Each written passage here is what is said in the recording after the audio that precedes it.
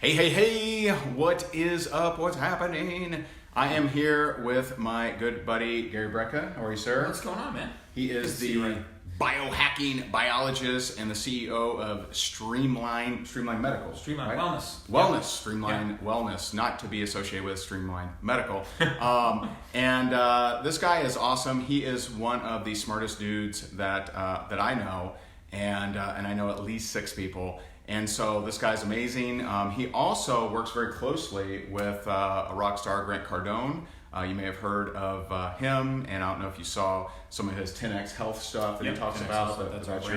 That's your company. Now, first of all, I'm going to answer the question. No, I am not in a keto company. I am not. I have no business actually affiliation with Gary. He's just a good buddy of mine, and I know that a lot of our peeps are either doing the keto diet or they're involved in a product that helps with ketosis. And so I thought there's like no one on the planet, I think, smarter than this guy around the keto diet. So I thought he would share 5 things that we bet you didn't know about the keto diet. And there's nothing for sale here, just education. I hope this is helpful to you. And so, Gary, you want to tell, like, how'd you get into all this biohacking? So I became a biohacker really because my first career was not very fulfilling. I was a mortality expert for the insurance industry. So if I got 5 years of your so you could tell who was going to die, or not only tell who was going to die, but if I got 5 years of medical records on you and a little bit of demographic data, I could tell the insurance company how long you had to live to the month. Holy crap. Yeah, to the month. So we modeled mortality. So now you've seen my paperwork and you said I was pretty good. You did, right? You're actually pretty good. Okay, you're pretty good. You don't want me to model your mortality, but insurance companies, annuities, and health insurance, life insurance, they're very concerned about how long is someone going to live. So we developed models. Like, what do we charge? What's what's going to make us money, not lose us money? Yeah, exactly. So we developed a model that would predict life expectancy to the month, and I became a subject matter expert in that.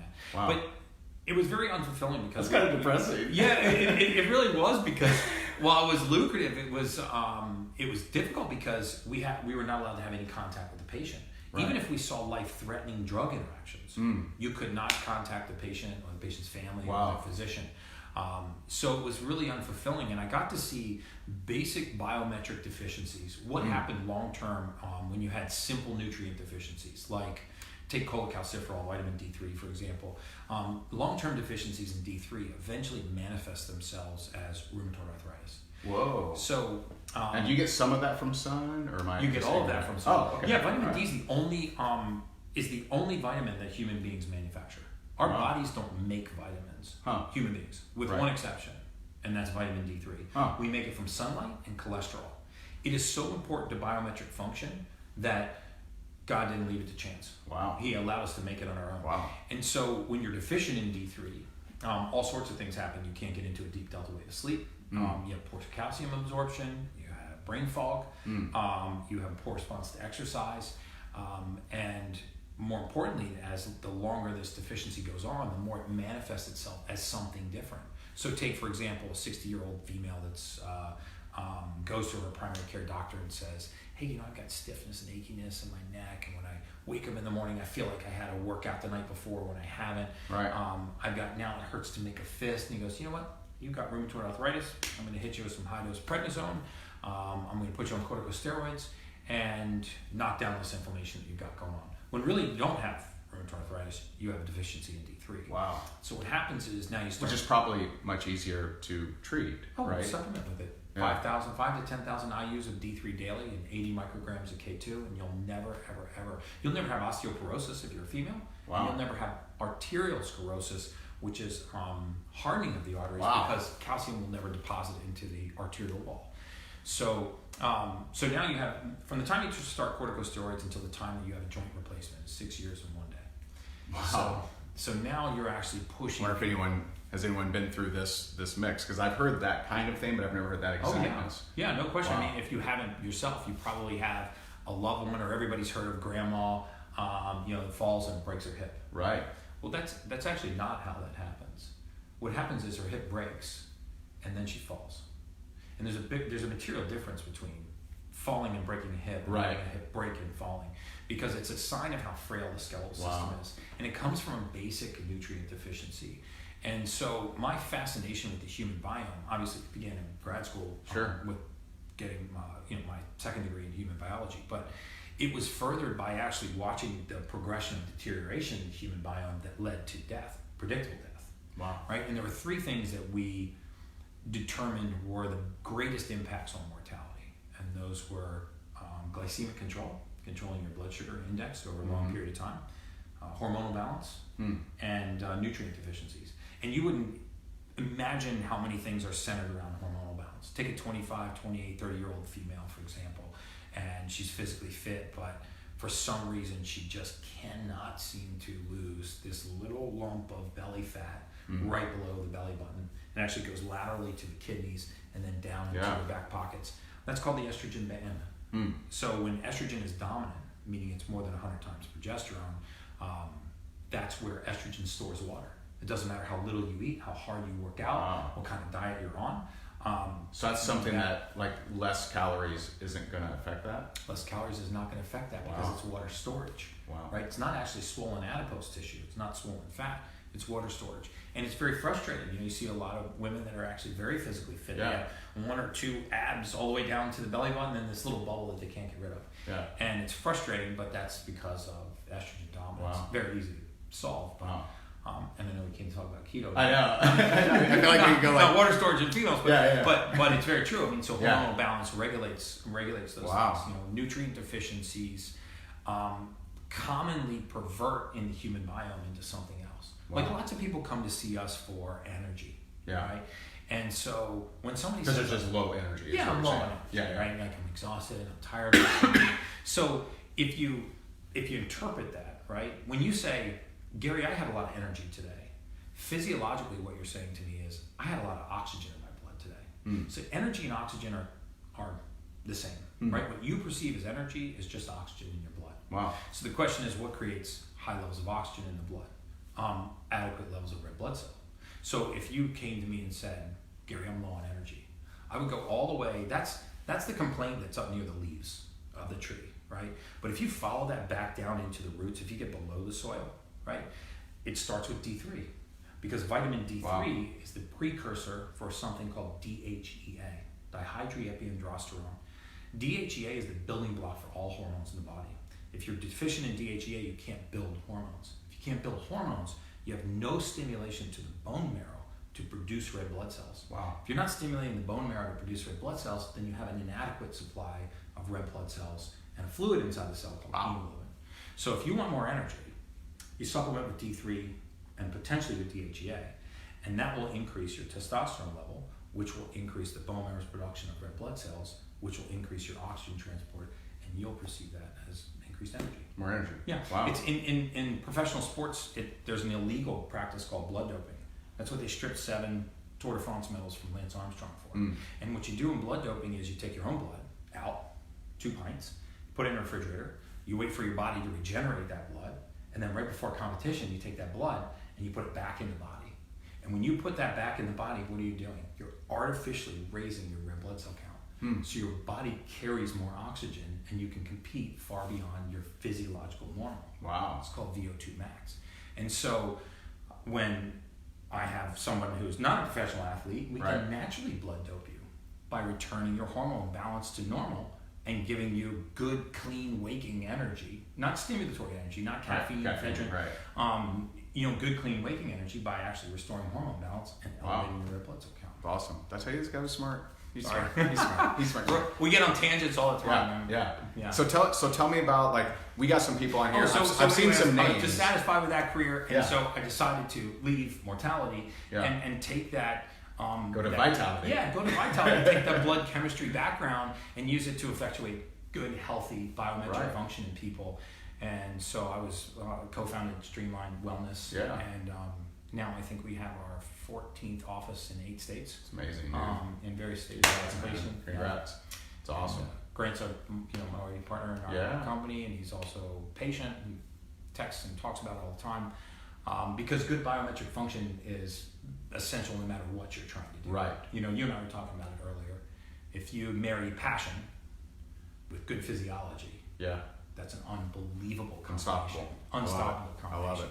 I love it. So I forgot. So we got to talk about. I know, right? So we got some people on here because I see some peeps on here. We got some keto snobs on here, Gary. I'm just gonna let you know snobs. that they're like, this guy don't know no keto.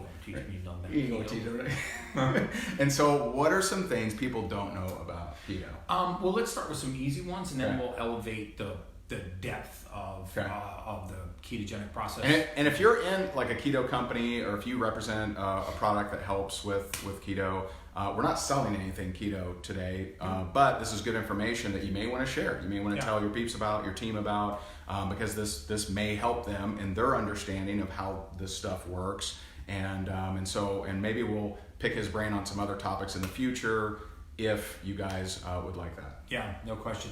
Well, let's start with the ketogenic diet. First of all, what is it? Like, there's some people on here like, let's talk about what it is and what it's not. Right. So, first of all, what it's not is a high protein, low carbohydrate diet. Oh, people mistake. Yeah, I thought maybe that was right. Most people, that's an Atkins diet. Oh, okay. It's not a high protein, low carbohydrate diet. It's a very high fat. Okay, got it. Low protein, very low carbohydrate diet. Okay. So an ideal ketogenic balance is usually 75% fats, 20% proteins, and about 5% carbohydrate. Oh. I didn't know it was low protein. I assumed it was high protein. In fact, that's the most common mistake in the ketogenic diet is people eat too much protein, which will actually raise your glycemic index and actually cause insulin spikes. Because remember that our liver mainly is the organ that's trying to outfox us, right? It's a survival organ. It's programmed to make us survive. So if we take proteins into the body in excess, the liver will store those through a process called glyconeogenesis. It will turn those proteins into sugars and eventually store those in the liver in the form of glycogen. And then when we are in a ketotic state, or as we enter a ketotic state, the liver will actually donate that glycogen back to the bloodstream as glucose through a process called gluconeogenesis and raise our blood sugar. So to thwart that, and that's a bad thing. Well, if you want to stay in a ketotic state, if you want to use ketone bodies as a fuel source, then you want to have mainly fat as the majority of your caloric intake. So 75% of my total caloric intake is from fat. Okay. I pull my labs, that I'm a blood chemist, so I pull my actual blood labs every 30 days, and I post them online. And I don't post them because I have something to sell. I post them because there's a lot of bro science out there, and people say, well, if you're on a ketogenic diet, you get... Did you say bro science? Bro science. Like, hey, bro. Hey, bro, you should take this. Hey, bro, did you read this? And, we know exactly what I'm talking about. Everybody has an opinion. And, one of the things I love about the blood work, and I'm a subject matter expert in the bloods, is what's not in the bloods and in your blood work is somebody else's opinion. Right. But opinions are everywhere else, but they're not in your blood. Yeah, it's just data, right? Your blood has a story to tell. And so I have the same blood fat as a vegan. So my blood triglycerides are right around 40, which if you know anything about blood fat, that's extremely low triglycerides. Having such low triglycerides and eating so much fat seems counterintuitive. Sure. And so lots of people will say, well, if you eat that much fat, then all that fat's going to show up in your blood. It's actually the polar opposite. When you eat high amounts of fat and your body is in a state of ketosis, it sees ketone bodies, specifically beta-hydroxybutyrate, as an energy source. And it doesn't discriminate. It doesn't discriminate between fat in your bloodstream, fat in your visceral tissue, fat in your abdomen, or fat stuffed in your organs. It sees fat as an energy source, and it gets very good at mobilizing and metabolizing fat. Nice. So, I guess the first thing I would say about the ketogenic diet is that people that are on a legitimate ketogenic diet eat about 2.5 times the amount of vegetables as a vegetarian. That shocks people. Yeah. When I say, wait a second, you mean if are we going to trigger the vegetarians on here? Yeah, no, I mean, we can. I mean, that's just a fact. I'm a big fan of vegetarian and vegan diets too. And by the way, I have vegan ketotic dieters as well. You can be a vegan and still be in ketosis, right? That seems like what's high fat vegan? Oils. I see. Coconut oil, olive oil. Yeah. Okay. Nut butters. Nut butters, nuts. Even my favorite, shelled hemp seeds. Perfect blend of omega fatty acids. Very high in protein, very low in carbohydrates. By the way, you vegans and vegetarians, if you're not eating shelled hemp seeds, you should be. It's like nature's perfect food. Nice. But when you're in a state of ketosis, you have very little carbohydrate choices. You know, if you're a vegetarian, you can eat things like white bread, white pasta, white flour, white rice, white potato. You can eat sugars. You can drink beer. We don't get to do any of those things on a keto diet. Mm-hmm. And so we have to fill the caloric deficit with something.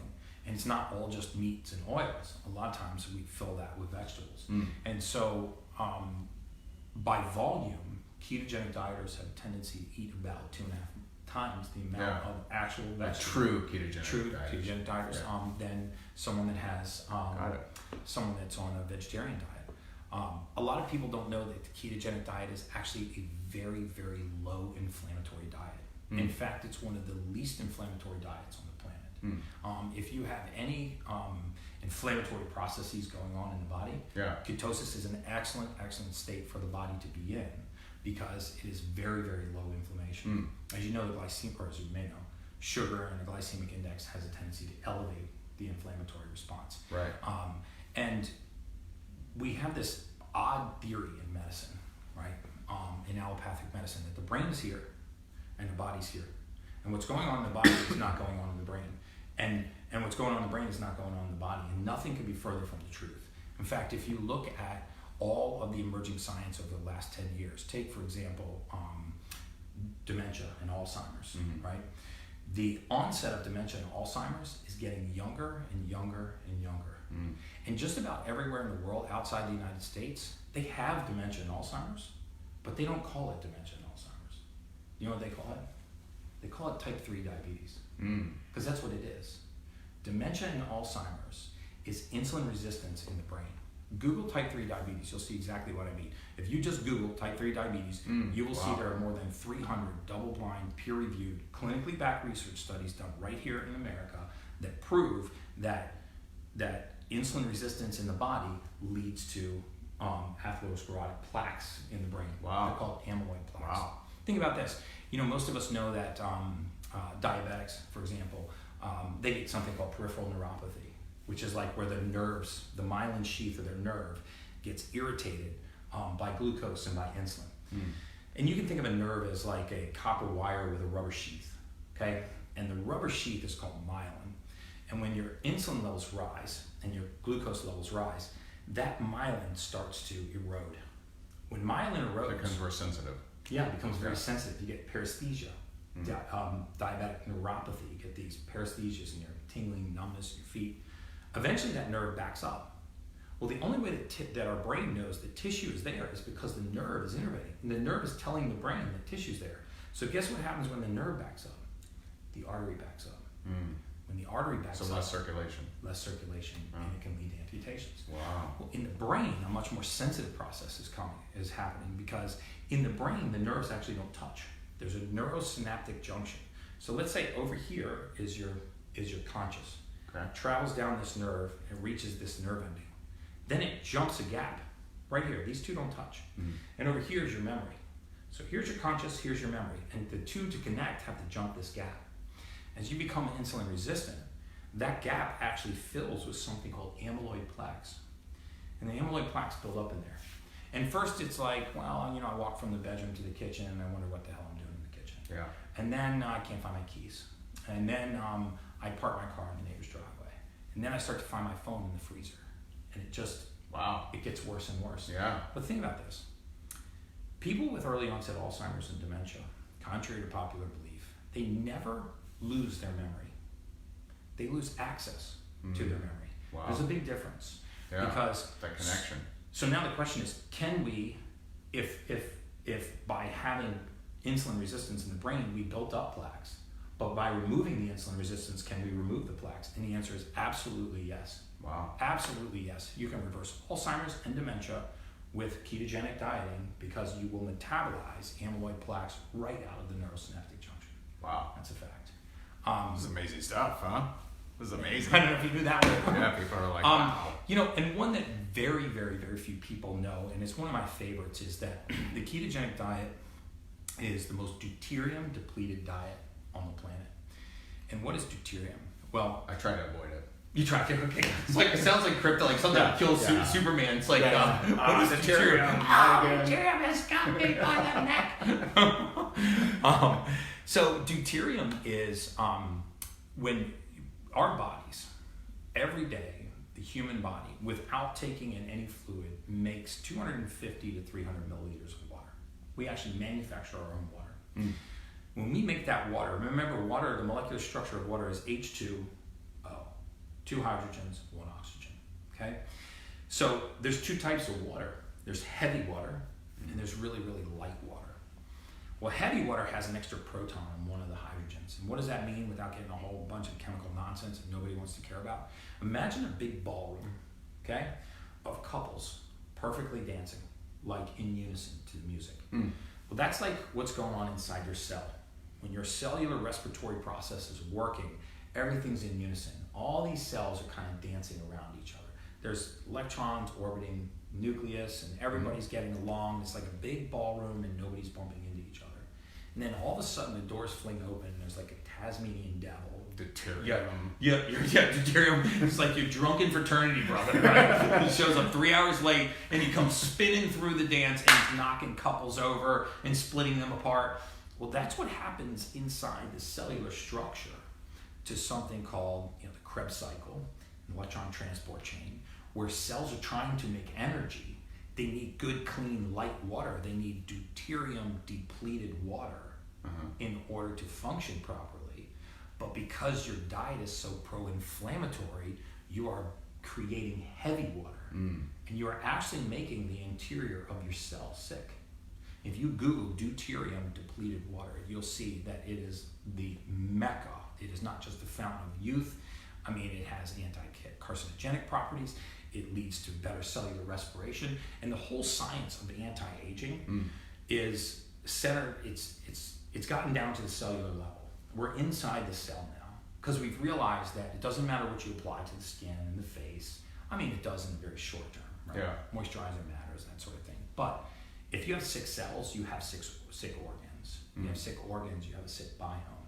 If you have healthy cells, the opposite happens. Right. So if you want to get inside the cell, you can start by putting good, clean, light, deuterium-depleted water in. One of the things that a low-glycemic diet does is it leads to deuterium-depleted diets, and also lowers inflammation. Amazing. Awesome. What else is there? Triglycerides. That's another myth that eating high amounts of fat leads to high amounts of triglyceride, and absolutely nothing could be further from the truth. Because if you think about how the body prioritizes energy. Okay? So is there ever a good, because I mean a lot of people have said this for decades or whatever, is there ever a good time for just a low fat diet? There's I can't think of a reason to be on a low fat diet. I can think of a reason to be on a low glycemic diet. It doesn't mean that keto diet's the only way to live. Sure. I just think that refined, I'm working with God on the Bible to change the love of money is the root of all evil to sugar is the root of all evil. Yeah. It's not working very well, but I'll let you know how that goes. But really it is. I mean, sugar is the root of all evil. And so especially high glycemic sugars. But that means that if you let's take a spoke of a wheel, right? And let's take the Atkins diet, the keto diet, a vegan diet, a raw food diet, South Beach diet, you name it diet, right? Paleo diet. They all meet at the exact same point. They all cross at the exact same point, and that is they are all low glycemic diets. Mm-hmm. They are all low sugars. There is no such thing as a successful high glycemic diet. Right? Because it will just wreak havoc on the biome. Mm. So ketosis just happens to be one way to get there. Sure. And ketone bodies, mainly a ketone body called beta hydroxybutyrate. Not only is it anti-inflammatory, and not only is it depleting deuterium and very satiating and all of those things, but that diet also allows the body to regulate gene expression. You see, one of the things that happens as we age is we actually start to accelerate aging because we seek comfort, right? You say, Grandma, don't go outside, it's too cold. Put a jacket on, it's too cold. Don't go outside, it's too hot. Just sit down and rest. The second we have the slightest twang of hunger, we eat, right? So guess what's happening to our defense mechanisms? They're collapsing. If you didn't challenge a muscle, it would never grow. Right. We actually have to tear muscle to make it grow. We have to load a bone for it to strengthen. If you never challenged your immune system, you would die. If your little baby out there was born in a sterile bubble and you unzip that bubble 3 years later and he went out into the normal environment, just into this bedroom, he'd be dead in 3 minutes. Because nothing's challenged the immune system. So we strengthen by being challenged. When we're challenged, our body goes into a survival mechanism and it actually increases its efficiency.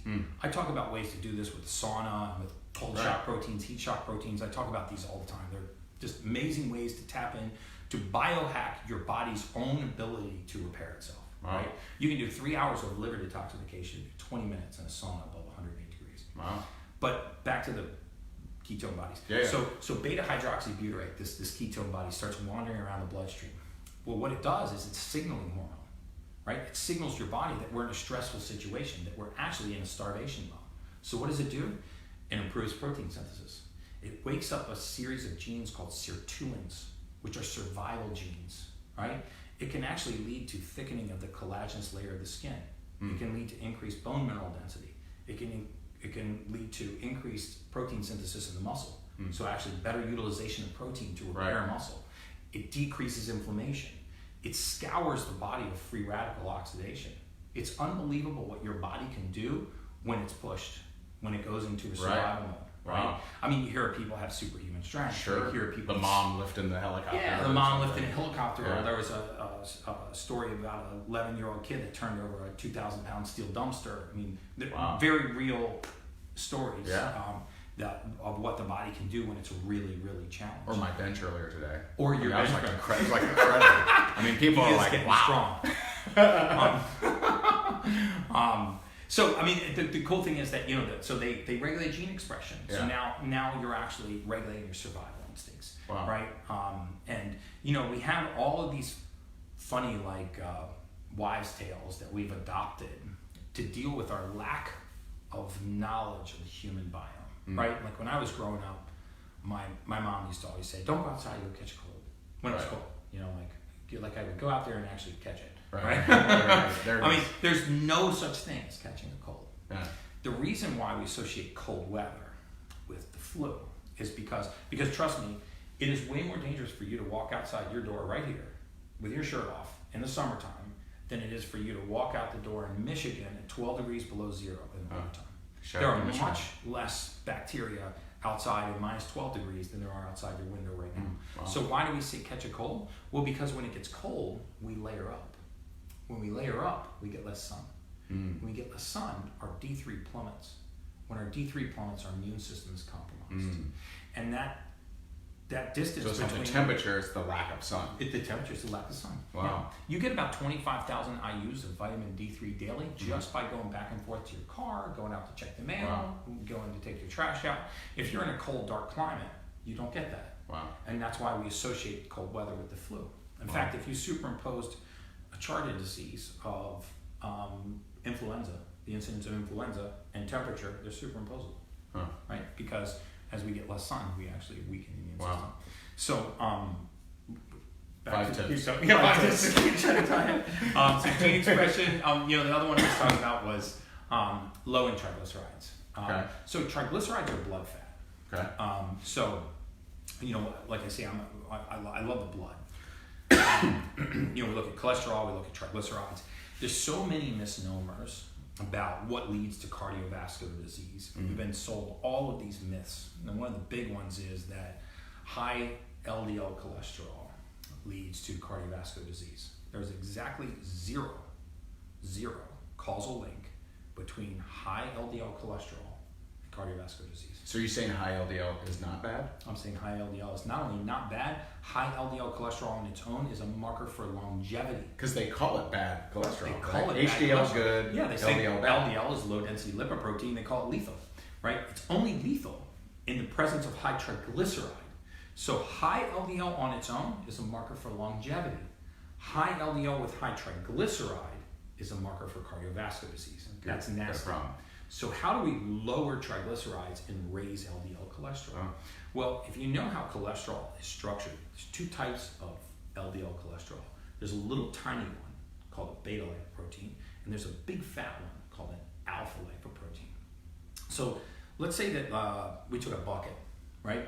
And I filled the bucket with tennis balls. Okay, so this bucket would only hold about 9 tennis balls, right? So, but I have, if cholesterol was inside of those tennis balls, I'd have 1 volume of cholesterol. Take a second bucket, fill it with BBs. And inside each of those BBs is a little dot of cholesterol, okay? Those BBs are the same, the cholesterol in bucket A and the cholesterol in bucket B is exactly the same. The only difference is the particle size. The particle size that's small is really dangerous because that particle passes through the arterial wall and instantly creates inflammation. What happens is that cholesterol molecule actually penetrates the arterial wall and a cell from your body called a macrophage eats it and creates inflammation. Most narrowing of the arteries is done by inflammation, not by atherosclerotic plaques. So what happens is that cholesterol gets into the arterial wall and it begins to swell the arterial wall shut. Wow. Well, the big fat tennis balls can't penetrate the arterial wall. Well, how do you get big tennis balls and not little BBs? You have high fats in the diet, and you actually metabolize the fat right out of the blood. You see, because when you have high sugar, you have high insulin. And as insulin rises, insulin has 2 functions. One is to take sugar from the bloodstream and put it into the cell, but the other one is to block every other source of energy utilization. So if you have high insulin, you can't burn fat. Wow. So if you have low insulin, all you do is burn fat. So if you bring your glycemic index down, like through a ketogenic diet, you will burn fat right out of the bloodstream.